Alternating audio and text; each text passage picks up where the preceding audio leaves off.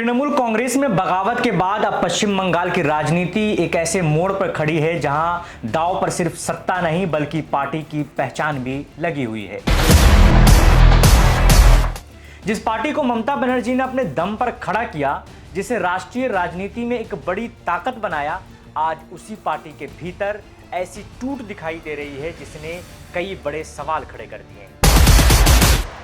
महाराष्ट्र में शिवसेना के साथ जो हुआ था, क्या वैसा ही कुछ अब तृणमूल कांग्रेस के साथ भी हो सकता है? क्या पार्टी का चुनाव चिन्ह ममता बनर्जी के हाथों से निकल सकता है? और क्या हजारों करोड़ रुपए की पार्टी संपत्ति पर भी किसी दूसरे गुट का दावा मजबूत हो सकता है? इन सवालों की चर्चा इसलिए हो रही है क्योंकि पार्टी के भीतर बगावत अब केवल नाराजगी तक सीमित नहीं दिख रही है। विधायकों का एक बड़ा समूह अलग दिखाई दे रहा है, सांसदों का एक अलग खेमा सक्रिय हो गया है और राजनीतिक गलियारों में यह चर्चा तेज हो गई है कि तृणमूल कांग्रेस के अंदर चल रहा संघर्ष आने वाले दिनों में कानूनी और संवैधानिक लड़ाई का रूप ले सकता है। लेकिन अगर ऐसा होता है तो फैसला कौन करेगा? चुनाव चिन्ह किसे मिलेगा? पार्टी की संपत्ति पर अधिकार किसका होगा? और सबसे बड़ा सवाल, क्या ममता बनर्जी अपनी ही बनाई हुई पार्टी पर नियंत्रण खो सकती हैं? आज की इस विशेष रिपोर्ट में हम इन्हीं सवालों के जवाब तलाशेंगे और समझेंगे कि आखिर तृणमूल कांग्रेस के भीतर चल क्या रहा है।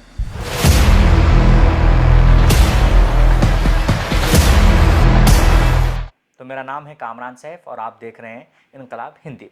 सबसे पहले इसी सवाल से शुरू करते हैं कि आखिर तृणमूल कांग्रेस में हुआ क्या है। पश्चिम बंगाल विधानसभा चुनाव के बाद सरकार बने अभी ज्यादा समय नहीं हुआ है कि तृणमूल कांग्रेस के भीतर असंतोष की खबरें सामने आने लगी हैं। लेकिन अब मामला केवल असंतोष तक सीमित नहीं दिखाई देता है।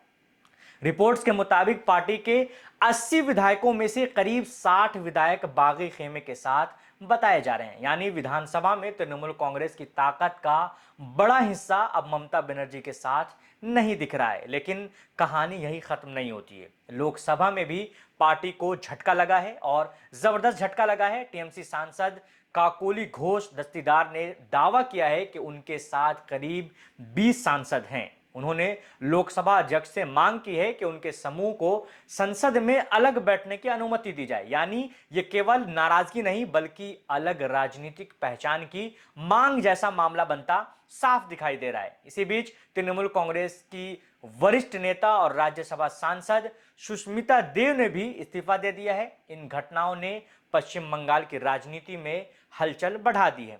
आखिर बागियों का नेतृत्व कौन कर रहा है, ये एक बड़ा सवाल खड़ा होता है। तो विधानसभा के भीतर बागी खेमे का नेतृत्व ऋतव्रत बनर्जी कर रही हैं।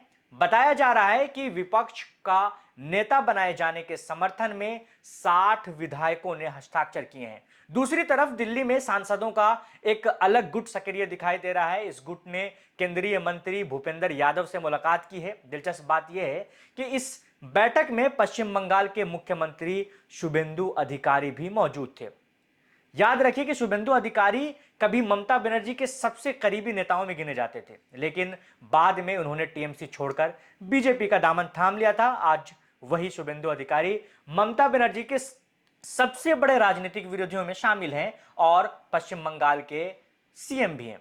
क्या टीएमसी 2 नहीं बल्कि 3 हिस्सों में बंट सकता है? ऐसे भी आशंका जताई जा रही है। यहीं पर यह कहानी और दिलचस्प हो जाती है कि एक तरफ ममता बनर्जी का आधिकारिक गुट है, दूसरी तरफ ऋतव्रत बनर्जी का नेतृत्व वाला विधायक गुट दिखाई देता है और तीसरी तरफ काकोली घोष दस्तीदार के नेतृत्व वाला सांसदों का गुट नजर आता है। अगर इन तीनों को अलग अलग माना जाए तो तृणमूल कांग्रेस इस समय 3 हिस्सों में बटी हुई दिखाई देती है। भारतीय राजनीति में इस तरह का विभाजन बहुत कम देखने को मिला है। अब सबसे बड़ा सवाल है कि चुनाव चिन्ह किसको मिलेगा और किसका होगा ये टीएमसी। यहीं से असली लड़ाई शुरू होती है। किसी भी राजनीतिक दल के लिए चुनाव चिन्ह उसकी पहचान होता है, क्योंकि गांव और छोटे शहरों में आज भी लाखों मतदाता उम्मीदवार का नाम नहीं बल्कि चुनाव चिन्ह देखकर वोट देता है। इसलिए चुनाव चिन्ह खोना किसी भी राजनीतिक दल के लिए बहुत बड़ा झटका माना जाता है। लेकिन अगर पार्टी टूट जाए तो चुनाव चिन्ह किसे मिलता है? इसका जवाब भारत के चुनावी कानून में मौजूद है। चुनाव आयोग के फैसले क्या करता है इस पर, तो भारत में इलेक्शन सिंबल्स ऑर्डर 1968 की धारा 15 चुनाव आयोग को यह अधिकार देती है कि वो तय करे कि असली पार्टी कौन सी है। जब किसी पार्टी में विभाजन होता है तो चुनाव आयोग दोनों पक्षों की दलीलें सुनता है। इसके बाद कई चीजें का मूल्यांकन करता है। सबसे महत्वपूर्ण होता है इसमें बहुमत, कि कितने सांसद किसके साथ हैं, कितने विधायक किसके साथ हैं, पार्टी संगठन में किस गुट का प्रभाव ज्यादा है। इसके अलावा आयोग ये भी देखता है कि कौन सा गुट पार्टी के संविधान और मूल विचारधारा के ज्यादा करीब है। इन सभी पहलुओं को देखने के बाद आयोग फैसला करता है कि असली पार्टी कौन है और चुनाव चिन्ह किसे मिलेगा। आपको याद होगा कि महाराष्ट्र के अंदर जब पार्टी टूटी थी और उद्धव ठाकरे के साथ क्या हुआ था। अगर आपको यह प्रक्रिया समझनी है तो महाराष्ट्र की शिवसेना सबसे बड़ा उदाहरण है। शिवसेना की स्थापना बाल ठाकरे ने की थी, लेकिन पार्टी में बगावत हुई। एकनाथ शिंदे के साथ बड़ी संख्या में विधायक और सांसद चले गए। मामला चुनाव आयोग तक पहुंचा और आखिरकार आयोग ने शिवसेना का चुनाव चिन्ह शिंदे गुट को दे दिया था और उद्धव ठाकरे को नया चुनाव चिन्ह लेकर चुनाव लड़ना पड़ा था। यानी पार्टी संस्थापक का परिवार भी चुनाव चिन्ह बचा नहीं सका। क्या ममता बनर्जी के साथ भी ऐसा हो सकता है? सैद्धांतिक रूप से जवाब है हां। अगर बागी गुट चुनाव आयोग के सामने दावा पेश करता है और यह साबित कर देता है कि उसके साथ ज्यादा सांसद, विधायक और संगठन का बहुमत है, तो चुनाव आयोग उसके पक्ष में फैसला दे सकता है। ऐसी स्थिति में तृणमूल कांग्रेस का चुनाव चिन्ह भी बागी गुट को मिल सकता है। लेकिन यहां एक महत्वपूर्ण बात यह है कि अब तक किसी भी गुट ने खुद को असली तृणमूल कांग्रेस बताते हुए चुनाव आयोग के सामने औपचारिक विवाद दर्ज नहीं कराया है। यानी कानूनी लड़ाई अभी शुरू नहीं हुई है। सिर्फ चुनाव चिन्ह नहीं बल्कि हजारों करोड़ रुपए की संपत्ति का भी सवाल खड़ा हो गया है। यह लड़ाई सिर्फ राजनीतिक पहचान की नहीं है, यह आर्थिक ताकत की भी लड़ाई है। उपलब्ध वित्तीय आंकड़ों के अनुसार तृणमूल कांग्रेस देश की सबसे संपन्न राजनीतिक पार्टियों में से गिनी जाती है। पार्टी के पास बैंक जमा, निवेश और अन्य संपत्तियों सहित 1000 करोड़ रुपए से ज्यादा की संपत्तियां बताई जाती हैं। अगर भविष्य में चुनाव आयोग या अदालत किसी दूसरे गुट को असली तृणमूल कांग्रेस मान लेती है तो चुनाव चिन्ह के साथ साथ पार्टी की संस्थागत और वित्तीय संपत्तियों पर भी उसका दावा मजबूत हो सकता है। यानी यह केवल राजनीतिक लड़ाई नहीं है बल्कि संगठन और संपत्ति की लड़ाई भी है। इतिहास इस पे क्या कहता है पार्टियों के टूटने को लेकर, तो भारतीय राजनीति में दलों का टूटना कोई नई बात नहीं है। कांग्रेस भी टूटी है, जनता दल भी टूटा है, सीपीआई और सीपीएम भी अलग हुए थे, एनसीपी में भी विभाजन हुआ था और हाल ही में शिवसेना बटी है। इसी तरीके से चिराग पासवान की पार्टी भी बटी थी। हर बार सबसे बड़ा सवाल यही रहा है कि असली पार्टी कौन है और हर बार इसका फैसला बहुमत, संगठन और चुनाव आयोग की प्रक्रिया के आधार पर होता है। कई बार चुनाव चिन्ह बदल गए हैं लेकिन राजनीति जारी रही है। इंदिरा गांधी इसका सबसे बड़ा उदाहरण है।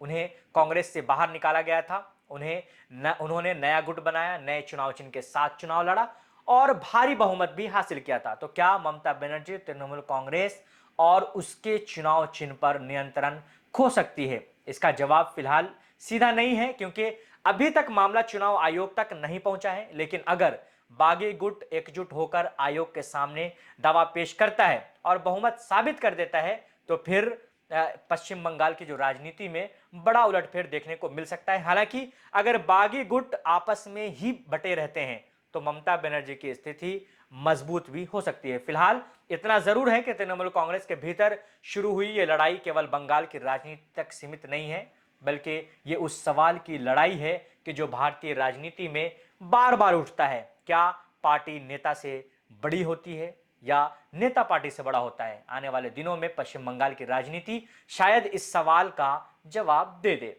तो आप देख रहे थे इनकलाब हिंदी, मैं हूं कामरान सैफ। अगर आपको यह विश्लेषण पसंद आया हो तो वीडियो को लाइक, शेयर और चैनल को सब्सक्राइब जरूर करें।